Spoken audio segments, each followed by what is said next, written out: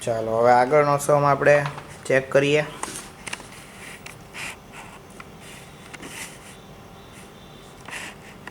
Okay, તો આપણો ઇલસ્ટ્રેશન number 7 એટલે કે એમાં તમને બેલેન્સ શીટ આપી છે અને તમને સાથે ડબલ યર આપેલા છે કે ભાઈ તમને 2012 પણ આપેલું છે અને 2013 પણ આપેલું છે. હવે સાથે જો તમને ત્રણેક કામ આમાં સોંપી દીધા. આ સમમાં તમે ચેક કરો તો you are required to rearrange them. Okay, rearrangement શબ્દ યુઝ કરે એટલે તમારે શું કરવાનું છે, હોરિઝોન્ટલ ફોર્મેટમાંથી વર્ટિકલ ફોર્મેટમાં બેલેન્સ શીટને કન્વર્ટ કરી નાખવાની છે. અને એક વખત એ કન્વર્ટ થઈ જાય એના પછી તમારે જે ધ્યાન આપવાનું છે એ છે આગળ જે પણ તમે રેશિયો છે એ ફાઇન્ડ આઉટ કરો છો અને સાથે એની ઉપર રેશિયો ઉપર તમારે કોમેન્ટ કરવાની છે. જો તમને ડબલ યર આપ્યા છે એ એટલા માટે જ આપ્યા છે કે તમે જેથી શું કરી શકો, કમ્પેરિઝન છે એ કરી શકવા જોઈએ. તો એ પોઈન્ટ ઓફ વ્યૂથી આપણે આગળ વધીએ જેથી તમને ખ્યાલ રહે કે આપણે આ રીતે દાખલામાં આગળ વધવાનું છે. તો આમાં તમને જે રેશિયોઝ તમને ફાઇન્ડ આઉટ કરવા માટે આપ્યા છે એ છે current ratio, liquid ratio, acid test ratio, પછી proprietary ratio, long term funds to fix asset ratio અને અર્નિંગ પર શેરવાળો રેશિયો. એટલે આટલા તમને નંબર ઓફ 6 તમને રેશિયોઝ છે આપી દીધા છે અને તમારે ફાઇન્ડ આઉટ કરવાના છે. તો ફર્સ્ટ ઓફ ઓલ આપણે રીએરેન્જ કરી નાખીએ પહેલાં તો બેલેન્સ શીટને. એટલે અહીંયા આગળ હું ફોર્મેટ બનાવી નાખું છું સીધું તે પર્ટિક્યુલર 2012 and 2013. ઓકે, હવે તમે ચેક કરવા જાઓ તો જે પણ આપણે રેશિયોઝ છે એ આપણે કાઉન્ટ કરતા હોઈએ તો એના માટે સૌથી પહેલાં તો તમને ખબર જ છે કે કરંટ લાયબિલિટીઝ છે એ કન્સિડર કરતા નથી. પહેલાં તો જે પણ આપણી ઇક્વિટી શેર કેપિટલ હોય, પ્રેફરન્સ શેર કેપિટલ હોય, રિઝર્વ્સ હોય એ બધા તમારે લખી નાખવાના. પછી તમારે કરંટ લાયબિલિટીઝવાળો પોઈન્ટ આવે. પણ જ્યારે વર્ટિકલ ફોર્મેટ હોય ત્યારે કરંટ લાયબિલિટી ક્યાં વહી જાય, એસેટ સાઇડ. કરંટ એસેટમાંથી આપણે લેસ કરવા માટે અને આપણે વર્કિંગ કેપિટલ છે ફાઇન્ડ આઉટ કરતા હોઈએ છીએ. તો આ પોઈન્ટને ધ્યાનમાં રાખજો. સૌથી પહેલાં આપણે અહીંયા ઇક્વિટી શેર કેપિટલ કેટલી એમાઉન્ટ તમને આપેલી છે તો કે 1 લાખ અને 1,50,000. ઓકે, પછી જુઓ 10% પ્રેફરન્સ શેર્સ અને એની વેલ્યુ આપી છે 50,000 રૂપીસ. ઓકે, પછી તમે ચેક કરવા જશો તો તમને રિઝર્વ્સ આપેલા છે. રિઝર્વ્સ 2 લાખ અને 1,50,000. હવે તમે આમાં ચેક કરજો આ ત્રણ વસ્તુ શેના કમ્પોનન્ટ છે તો કે પ્રોપ્રાઇટરી ફંડમાં. આ આપણું પ્રોપ્રાઇટરી ફંડ્સ છે એ પ્રિપેર થઈ ગયું. કેમ તો કે એમાં ઇક્વિટી શેર્સ આવી જાય, પ્રેફરન્સ શેર્સ આવી જાય અને જેટલા પણ ફ્રી રિઝર્વ્સ હોય એ તમારે ધ્યાનમાં લેવાના હોય. બાકી બધું તો શું છે, લાયબિલિટીઝમાં આવે. ઓકે, એટલે અહીંયા આગળ તમે ટોટલ તમે ચેક કરશો ને તો 1,50,000 પ્લસ 2 લાખ એટલે કે 3,50,000 જેવો ફિગર છે એ તમારે અહીંયા આવશે. અહીંયા તમે ચેક કરવા જશો તો અહીંયા તમારો ફિગર આવશે 3,50,000 ફરીથી. ઓકે, આ તો પ્રોપ્રાઇટરી ફંડ. ઓકે, પછી આગળ વધીએ તો આપણને શું આપેલું છે તો કે 6% ડિબેન્ચર્સ. ઓકે, આને તમે લોંગ ટર્મ લોનના કેસમાં ગણી શકો. કારણ કે આગળ તમે ચેક કરશો ને તો રેશિયો એવો પણ આપણને પૂછેલો છે કે ભાઈ long term funds to fix asset ratio. હવે 6% ડિબેન્ચર્સ છે એની વેલ્યુ કેટલી છે તો કે 1 લાખ રૂપીસ. ઓકે, બંને કેસમાં 1 લાખ. અહીંયા તમારો ટોટલ થઈ જાય કેટલો તો કે 4,50,000. અહીંયા તે 4,50,000. તરત જ આટલું કમ્પ્લીટ થઈ જાય એટલે એસેટ સાઈડના પોઈન્ટ કન્સિડર કરવા માંડવાના કે ભાઈ સૌથી પહેલા શું આવશે તો કે fix assets. Okay, fix assets check કરો તો 3,50,000 4,90,000 આવે છે. પછી તમે ચેક કરો તો સેકન્ડ હેડિંગ શું આવે તો કે ઇન્વેસ્ટમેન્ટ. પણ હવે આમાં કોઈ જગ્યાએ ઇન્વેસ્ટમેન્ટ આપેલું નથી. પછી ચેક કરો તો શું આવે તો કે કરંટ એસેટ્સ આવે. કરંટ એસેટ્સમાં કઈ કઈ વસ્તુઓ કન્સિડર થશે તો કે આ ત્રણે ત્રણ સ્ટોક, ડેટર અને કેશ. સ્ટોક, ડેટર અને કેશ. ઓકે, તો 1,50,000. ઓકે, સ્ટોક બીજી 60,000 છે, પછી 40,000, 35,000, કેશ છે 10,000 અને 5,000. આમાં બહુ લાંબુ તમારે બહુ મહેનત કરવી પડે એવું કાંઈ થવાનું નથી. હવે હું અહીંયા એ લખી નાખું છું, આ બધાનો ટોટલ એટલે કે 2 લાખ રૂપીસ થશે. અહીંયા હું ચેક કરું તો અહીંયા પણ 2 લાખ રૂપીસ જ થશે. ઓકે, ચલો એમાંથી હવે કરંટ લાયબિલિટીઝ છે એ આપણે માઇનસ કરી નાખીએ. Current liabilities. કરંટ લાયબિલિટીઝમાં આપણે જે પણ 2 પોઈન્ટ્સ હતા લાસ્ટ કે ભાઈ કરંટ લાયબિલિટીઝમાં એક 80,000 રૂપીસ તમને આપેલા છે. 80,000, 1,20,000 અને પછી તમને આપેલું છે અનપેઇડ એક્સપેન્સીસ. તો એ પણ આપણા માટે શું થઈ ગયું? કરંટ લાયબિલિટીઝ જ થઈ. એટલે કે બંનેમાં 20,000 તમારે લઈ લેવાના. અહીંયા ટોટલ તમારો બી નો કેટલો થઈ જશે? 1 લાખ રૂપીસ. અહીંયા આવી જશે 1,40,000. આ બંનેનો ટોટલ કરવાનો છે. Okay, current લાયબિલિટીઝનો.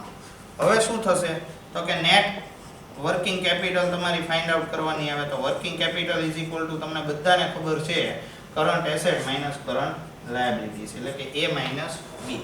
એટલે કે 2 લાખમાંથી 1 લાખ માઇનસ થશે તો 1 લાખ રૂપીસ આવશે અને અહીંયા 2 લાખમાંથી 1,40,000 માઇનસ થશે તો કેટલી અમાઉન્ટ આવશે? 60,000.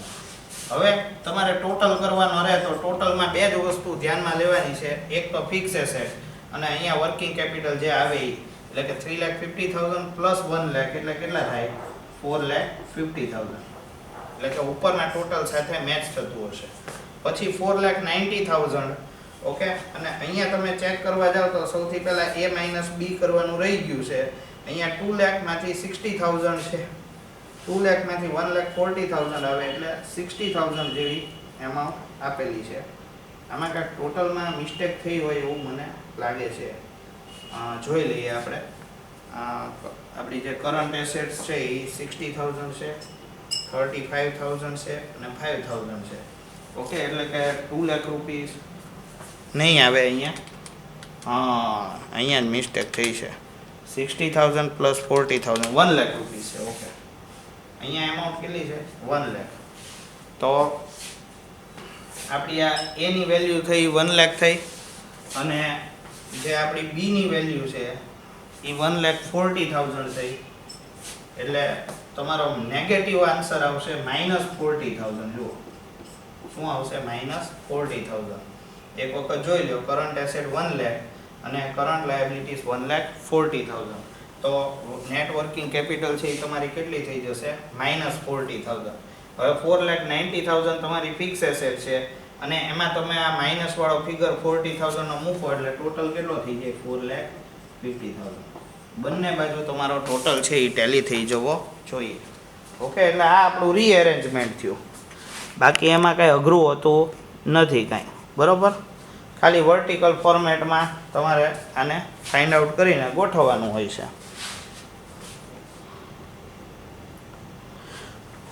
ઓકે, હવે જો હવે આપણે આગળ રેશિયોઝ જે ફાઇન્ડ આઉટ કરવાના છે એ આપણે આગળ વધારીએ વાત. બરાબર, રેશિયોમાં સૌથી પહેલા તમને કરંટ રેશિયો છે એ આપેલો છે. તો આપણે કરંટ રેશિયોથી જ સ્ટાર્ટ કરી દઈએ.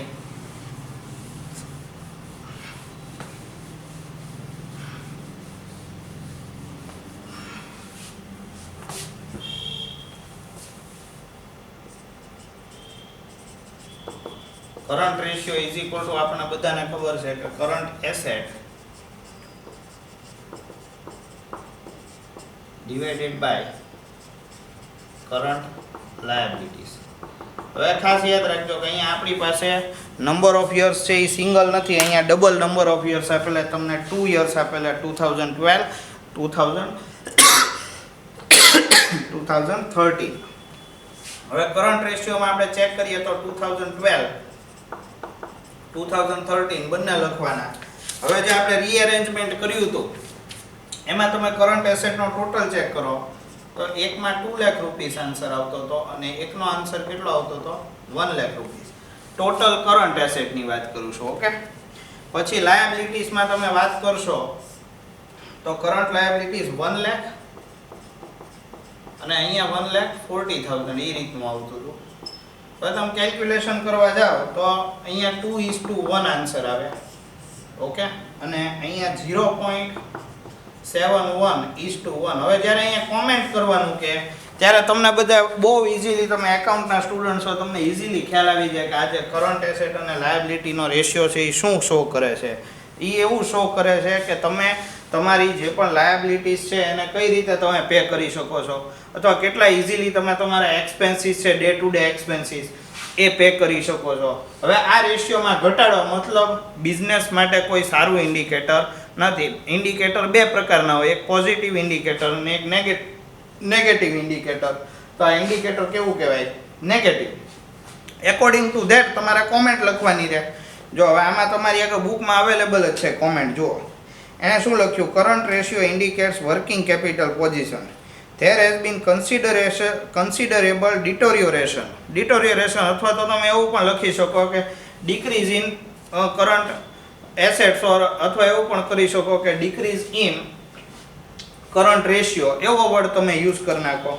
Okay. On the other hand, current asset has been reduced to almost half. હવે આટલું બધું તો તમને જે રીતે આમાં લખવું હોય એ રીતે તમે આનું એક્સપ્લેનેશન અથવા કોમેન્ટ છે એ આપી શકો. તો પણ તમને એટલી ખબર હોવી જોઈએ કે આ પોઝિટિવ સાઇન છે કે નેગેટિવ.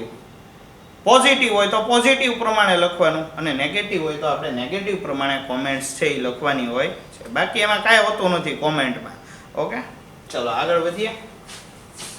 સેકન્ડ આપણો રેશિયો છે એ છે લિક્વિડ રેશિયો. હવે લિક્વિડ રેશિયોમાં આપણને બધાને ખ્યાલ છે કે લિક્વિડ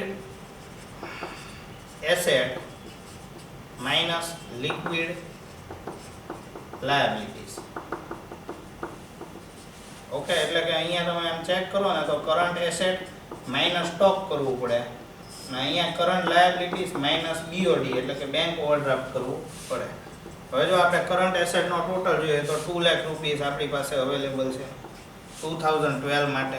ઓકે. 2013 માટે કરંટ એસેટનો ફિગર છે એ કેટલો છે? હવે 1 લાખ રૂપીસ છે. એ જ રીતે કરંટ લાયબિલિટીઝ ચેક કરું તો 1 લાખ અને 1,40,000. હવે અહીંયા આગળ તો મારી આગળ સ્ટોક અવેલેબલ છે. સ્ટોક 1,50,000 છે. જુઓ એટલે ફર્સ્ટ કેસમાં તમારી આગળ 1,50,000 નો સ્ટોક માઇનસ થશે. અહીંયા બેંક ઓવરડ્રાફ્ટ નથી, માર્ક કરજો તમે. ઓકે. અને 2013 છે એમાં સ્ટોક છે એ કેટલો થઈ ગયો? 60,000. આમાં પણ બેંક ઓવરડ્રાફ્ટની અમાઉન્ટ કોઈ પણ પ્રકારની આપેલી નથી. એટલે તમે ચેક કરો તો અહીંયા 50,000 ડિવાઇડેડ બાય 1 લાખ આવે. અહીંયા આગળ તમે ચેક કરવા જાઓ તો 40,000 ડિવાઇડેડ બાય 1,40,000 આવશે. આ રીતે જો તમે બધું ધ્યાનમાં લ્યો તો 0.5:1 આન્સર આવે અને અહીંયા 0.29:1. આમાં પણ જો સિમ્પલ તમે જુઓ તો પોઝિશન કેવી થઈ છે? નેગેટિવ ઇન્ડિકેટર છે.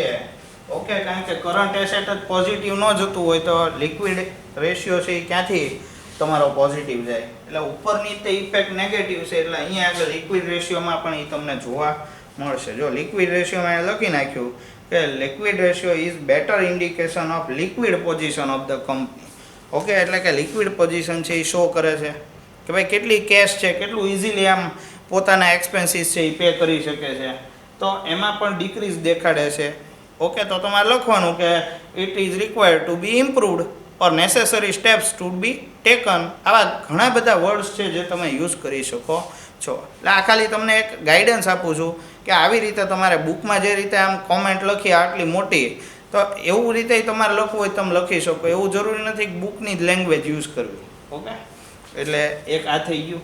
હવે લિક્વિડ રેશિયો પછી એક છે એ આપણો એસિડ ટેસ્ટ રેશિયો છે. Acid test ratio. આમાં પણ આપણને ખબર છે કે કેશ ધ્યાનમાં લેવાની પ્લસ બેંક બરાબર પ્લસ માર્કેટેબલ સિક્યુરિટીઝ એવો કાંઈક વર્ડ હતો. હા marketable securities divided by liquid liability. હવે 2012 માં તમે ચેક કરો તો કેશ, બેંક અને માર્કેટેબલ સિક્યુરિટીઝ માંથી શું અવેલેબલ છે? તો કે તમારી પાસે માત્ર કેશ અવેલેબલ છે. 2013 માં કેશનો ફિગર જોશો તો 5000 રૂપીસ રહેશે. ઓકે, અને લિક્વિડ લાયબિલિટીઝ છે એ તમે ચેક કરવા જશો તો લિક્વિડ લાયબિલિટીઝ છે એ અહીંયા આગળ 1 લાખ રૂપીસ હતી અને અહીંયા આગળ 1,40,000 રૂપીસ હતી. તમે ચેક કરશો તો 10,000